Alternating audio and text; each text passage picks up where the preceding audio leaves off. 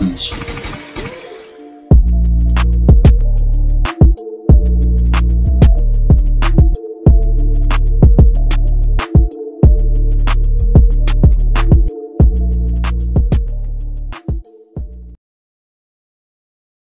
Isa nga po ang sports touring bike na ito na kilalang kilala talaga dito sa atin dahil guys ito ang isa sa pinakamura na 250cc na pwede mong ma-avail dito sa Pilipinas na sports touring bike. Alam nyo ba na naglalaro lang ang kanyang presyo sa 80,000 to 85,000? Gaano kamura yon tapos 250cc na motor? Ang Sigma 250 guys is nagmula po sa brand na Lonsin sa China. Ito nga guys ay isa pong China bike pero guys hindi rin ito basta-basta. Talagang may kalidad talaga ang kanyang makina. Ang 250cc sports touring bike na ito guys is meron pong dry weight na 125 kg. And ito nga is naka single cylinder, 4-stroke and siya po is naka single overhead cam with 2 big bulbs. Yes po, hindi po siya naka 4 bulbs or naka twin parallel cylinder. Siya po is naka single cylinder lamang. Kaya pagdating sa kanyang power output guys, medyo mababa talaga compare sa ibang 250cc ng ibang brand. Pero syempre guys, mauunawaan natin yan kasi nga isa ito sa pinakamura na 250cc na sports touring bike. Kaya ito nga ang kanyang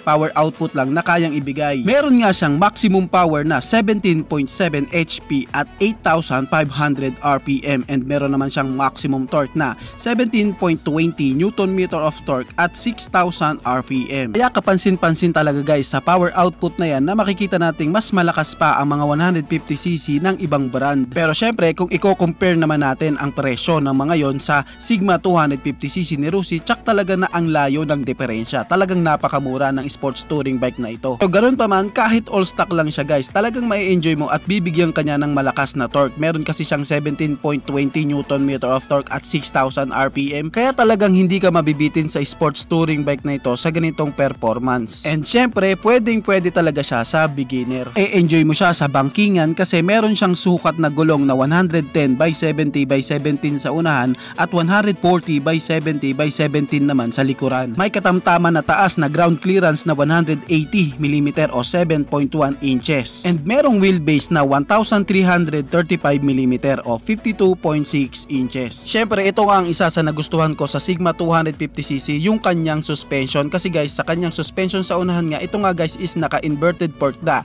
and naka-monoshock naman sa likuran na talagang napakagandang gamitin lalo na sa mga malalalim na kurbada. Braking system na makakaasa ka talagang may magandang stopping power kasi same na po sila na naka-disc brake harap and likuran. At dahil nga sa sports touring bike ito guys, medyo upright position nga ang kanyang handlebar at meron nga siyang seat height na 780mm o 30.7 inches. Kaya pwede talaga at sukat na sukat para sa mga height ng Pinoy. Syempre kung balak mo namang ipang long ride ang sports touring bike na ito, si Sigma 250cc ni Rusi, naku pwede din kasi alam nyo ba na meron siyang fuel tank capacity na 12 liters. And syempre guys, siya po is naka-carburetor type pa rin po sa kanyang fuel system. Isa pa sa nagustuhan ko kay Rusi Sigma 250cc is yung kanyang pairings guys, yung kanyang bodyworks talagang matibay. Sa physical appearance guys, halos same nga o ka-look alike niya si Suzuki GSX-R 600 lalo na sa kanyang headlight part. Ang Sigma 250cc guys is matagal na pong naandito sa Pilipinas. Marami na rin po sa ating mga kababayan na nakapag-avail ng motorcycle na ito. And sulit na sulit daw. Kaya masasabi din talaga na matibay ang motorcycle na ito. Nakadepende na lang yan guys sa rider.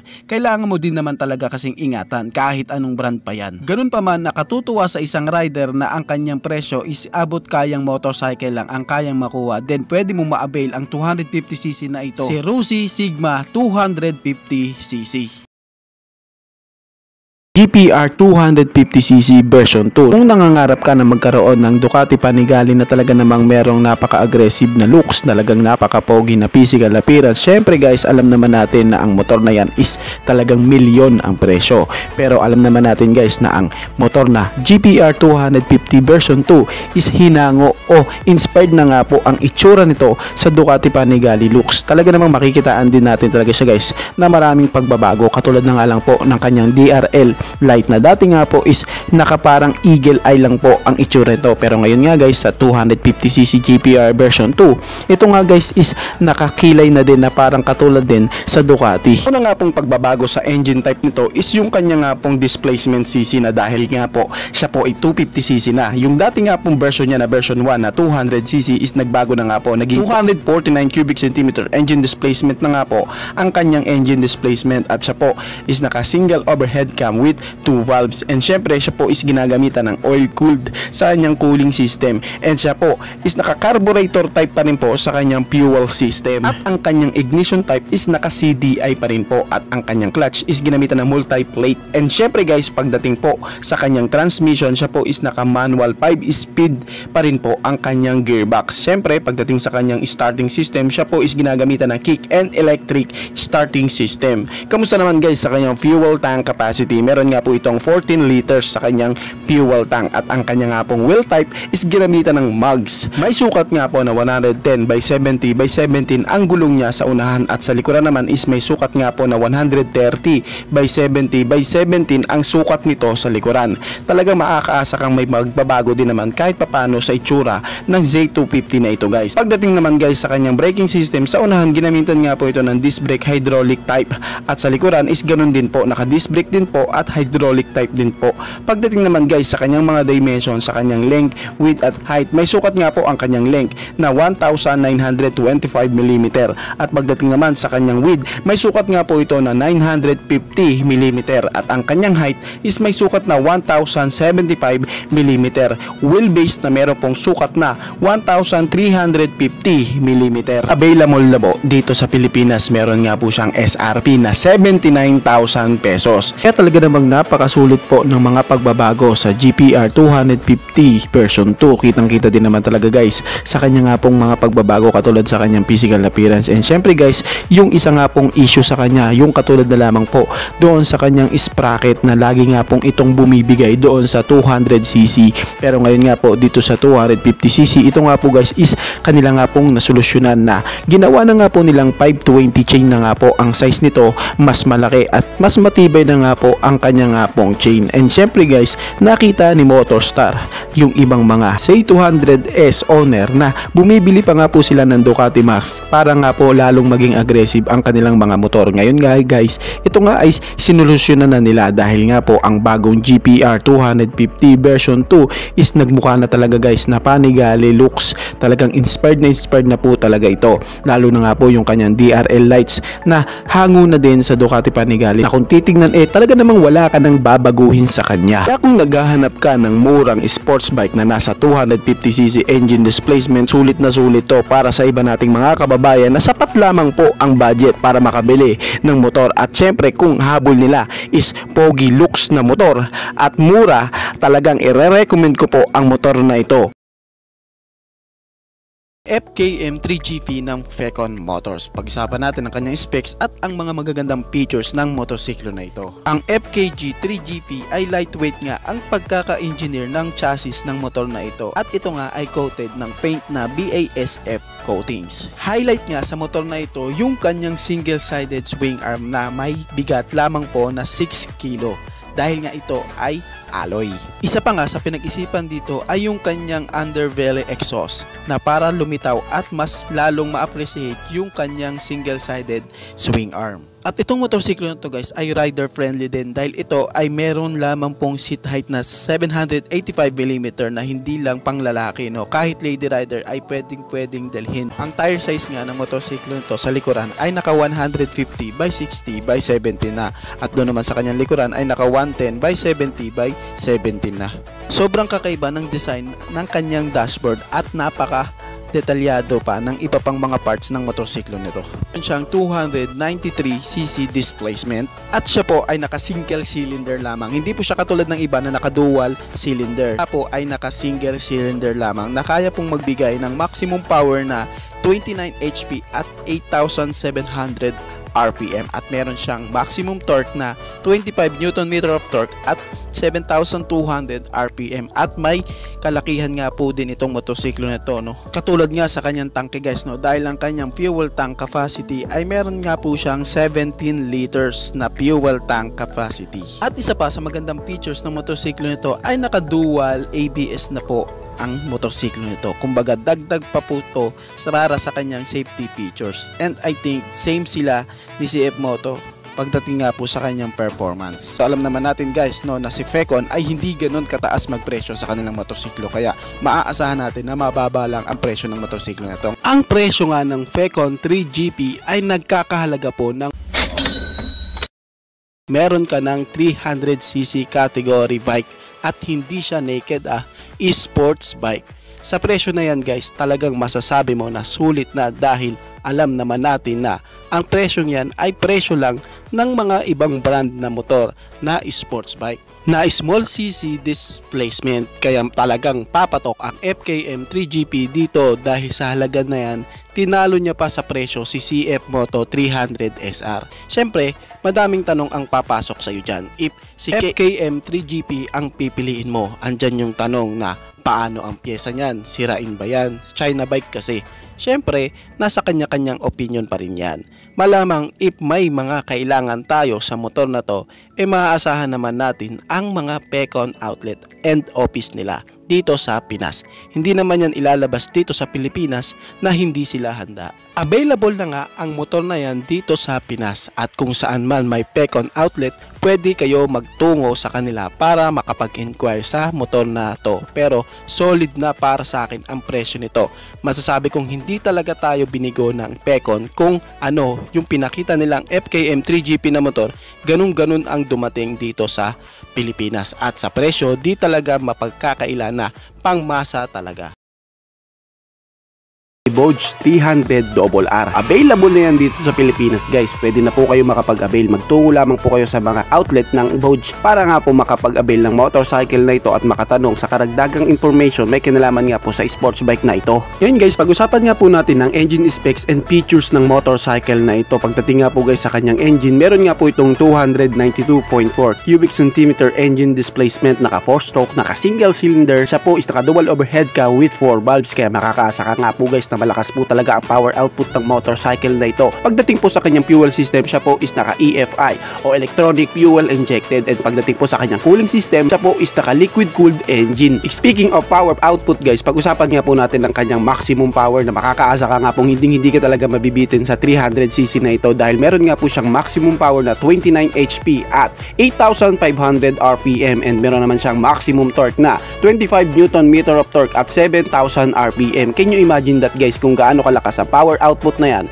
para sa isang 300cc na sports bike na makikita mo talagang hindi ka mabibitin sa arangkada, at meron po siyang duluhan na makakaasa ka nga pong dudulo ang motorcycle na ito. Sa kanya nga po guys na top speed, ang claim nga po dito guys sa kanilang article, kaya nga daw pong mahit nito ang kanyang top speed sa bilis na 135 kph, pero alam naman natin guys na iba pa rin po kapag ang rider na nakasampa dito is aggressive, talagang mahihit po nito na mataas po na top speed, kaya nakadepende pa rin po sa rider kung gaano niya kabilis mahihit ang top speed ng Vogue 300 RR. Pagdating nga guys sa kanyang compression ratio, meron nga po itong sukat na 11.0:1. Pagdating naman po sa kanyang gearbox, meron nga po itong smooth na 6-speed gearbox, and alam nyo ba guys na meron na nga din po itong features na sleeper clutch. Hindi lang po basta-bastang sleeper clutch dahil isa nga pong magandang klase na sleeper clutch ang nakakabit dito, yung FCC sleeper clutch. Pagdating nga po sa kanyang transmission type, siya po is naka chain drive. Ngayon guys, pag-usapan naman po natin ang kanyang mga chassis, ang kanyang suspension and ang kanyang brakes and wheels. Pagdating po sa kanyang front suspension, ginagamitan nga po ito ng telescopic fork, at sa likuran naman is naka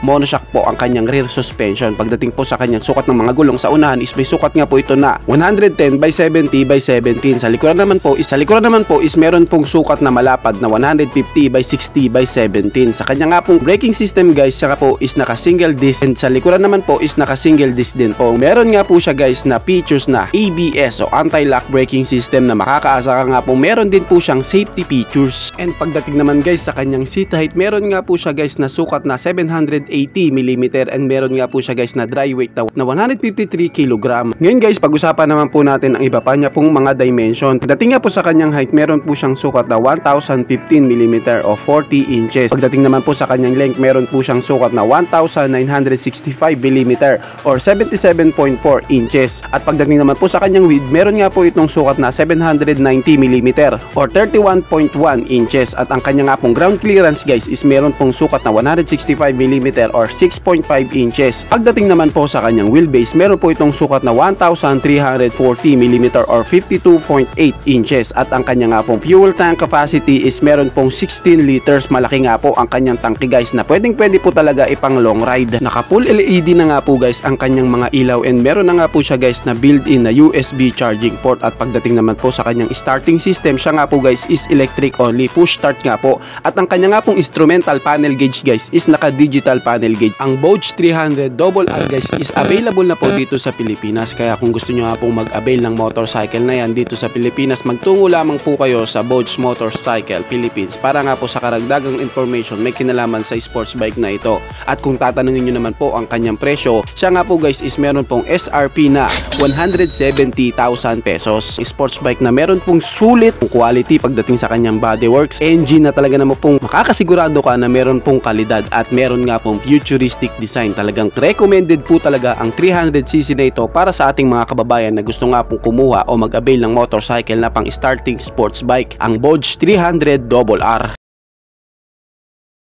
Napakasulit kasi talaga ng sports bike na ito. Bakit kaya? Gaano nga ba kasulit ang motor na ito? Well, meron nga itong 449 cubic centimeter engine displacement, naka-parallel twin engine, at ito nga guys is new engine na kinabit sa CF Moto 450 SR. Kumbaga hindi yung 300 SR is in-upgrade lang nila ng konti. Hindi po ganoon na nangyari dito sa engine nito. Kumbaga bagong engine talaga ang nilagay dito kasi naka 270 degree angle na crankshaft po. Mas maganda at kakaiba po ito. Kung familiar po kayo sa Yamaha R7, same nga po sila ni CF Moto 400 SR, pero sa engine displacement is malayo nga lang guys, no, kasi naka 450 engine displacement si CF Moto 450 SR, samantalang 700cc naman si R7. Naka dual overhead cam with 8 bulbs na nga rin po si CF Moto 450 SR, and syempre naka liquid cooled at fuel injected. Meron siyang bore and stroke na 72mm by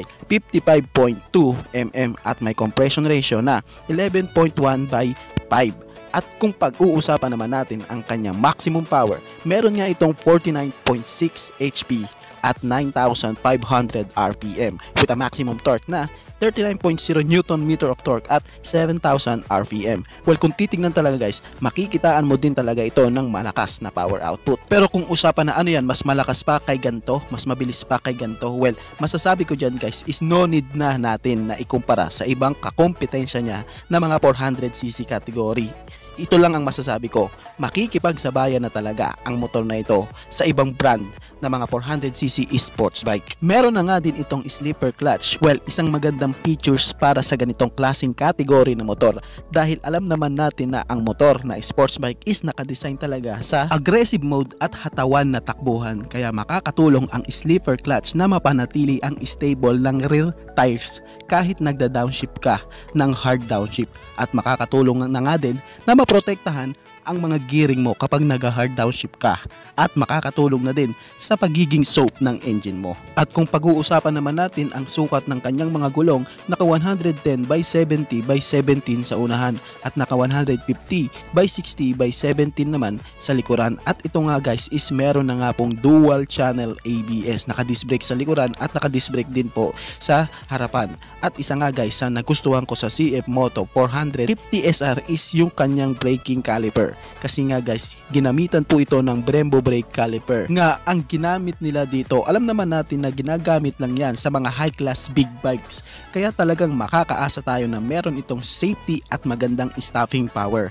Naka TFT display na din ang kanyang panel gauge, at makikita mo nga dito ang lahat ng kanyang information sa kanyang gear indicator, RPM gauge, ABS, left and right turn signal at kung ano pa pong setting at information may kinalaman sa CF Moto 450 SR. Isa pa nga guys sa maganda sa CF Moto 450 SR kasi nga naka lightweight nga si CF Moto 450 SR.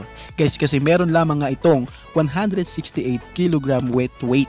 Samantalang si Kawasaki ZX-25R is mas mabigat po kaysa sa kanya. Kaya maganda talaga at napakagaan ng motorsiklo nito. Kaya karagdagan din yon para lumakas at tumaas ang kanyang horsepower. Kaya ito pong motor na ito ay maaasahan nating may mabilis na acceleration. Meron na din siyang fuel tank capacity na 14 liters at sa kanyang mga suspension is naka KYB Gold inverted fork at monoshock naman sa kanyang suspension sa likuran. Kaya makakaasa tayo guys na itong motorsiklo na ito ay talagang maganda ang laro nito sa loob ng kurbada. At syempre ito ay sports bike, nakadisenyo din talaga to para sa racetrack use bike. Kaya pwede talaga to para sa mga rider na may hilig mag racetrack. At ayon nga kay CF Moto, kaya nga daw nitong mahit ang top speed niya sa bilis na 190 kph. Well, di na basta-basta ang top speed na yan. I think nakadepende pa din yan guys sa maghehenete. Kung magaan-gaan ang hahawak ng motor na to, I think makakaabot ito ng 200 kph. Kung pag-uusapan naman natin ang kanyang seat height guys, meron nga itong 795mm na pwede sa mga Pilipino, pero kung 5'4 or 5'5 ka, medyo tingkayad ka nga lang talaga dito. At karagdagang features guys is meron na nga din itong features na CF Moto Bluetooth Connectivax. Ito yung katulad na parang sa Yamaha na kung tawagin is Y-Connect, na pwede mo nang i-connect ang smartphone mo dito para makita ang mga information may kinalaman sa iyong motorsiklo. Naka full LED na nga din po ang lahat ng kanyang mga ilaw. Ang isa nga sa nagustuhan ko dito is yung itsura niya, kasi yung lumabas na C21 as concept bike para kay CF Moto 450 SR, ang agad ko ngang sinabi is sana naman magaya kahit yung head lang.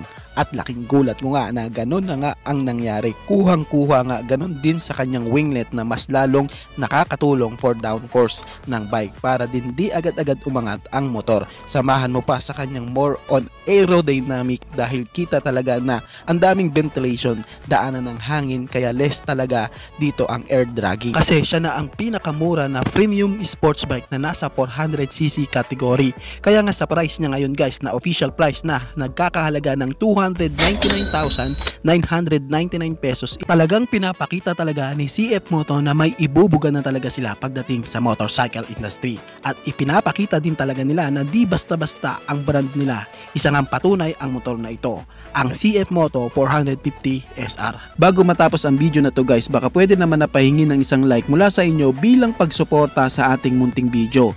Maraming salamat po. So pwede mo na din i-share para din malaman ng iba nating mga ka-rider. Sa tingin ko guys is dito ko na lamang po tatapusin ang ating vlog. I hope na nag-enjoy kayo sa aking hinandang video para sa inyo. Pinasisigla ko din kayo guys na i-subscribe ang aking YouTube channel. I-click mo na din ang notification bell para maging updated kayo sa mga susunod na i-upload ko. So dito ko na lamang po tatapusin. Maraming salamat po. Ichi boy. Thank